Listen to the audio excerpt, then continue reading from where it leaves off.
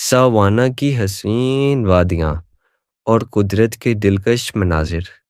لیو، ایک 25 سالہ نوجوان، کئی سال شہر میں رہنے کے بعد اپنے گاؤں واپس آ رہا تھا۔ وہ خود کو اپنے خاندان سے بہت دور محسوس کر رہا تھا، لیکن اپنے دادا سے ملنے کی اسے خوشی بھی تھی۔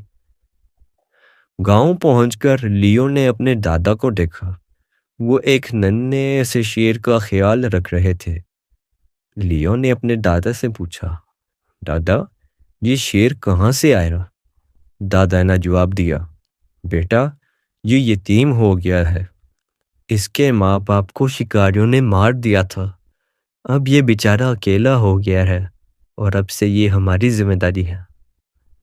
رات کو آگ کے قریب بیٹھے دادا نے لیو کو شیروں کے جھنڈ اور ان کے خاندان کے پرانے رشتے کی کہانیاں سنائیں۔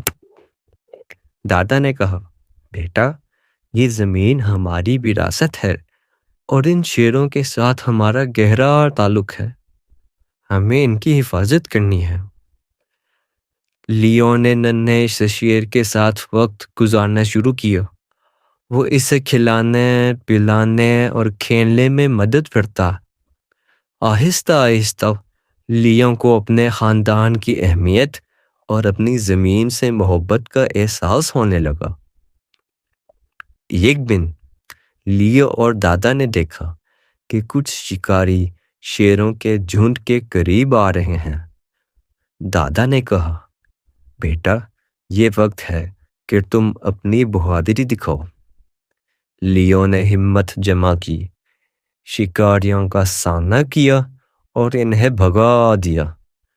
یہ لمحہ لیو کے لیے بہت اہم تھا۔ اس واقعے کے بعد لیو نے فیصلہ کر لیا کہ وہ آئندہ اپنی زمین اور شیروں کی حفاظت کرے گا۔ یہ منظر آخری تھا اور لیو اور اس کے ساتھ ننھا شیر ایک بلند جگہ پر کھڑے ہو گئے جہاں سورج غروب ہو رہا تھا۔ یہ منظر لیو کی زمین اور شیروں سے محبت کی نشانی تھی۔ دوستو، ہمیں بھی اس کہانی سے یہ سبق ملتا ہے کہ ہمیں صرف اپنی نہیں بلکہ اپنے پورے خاندان کی حفاظت کرنی چاہیے تاکہ ہم ان کے اچھے محافظ بن سکیں۔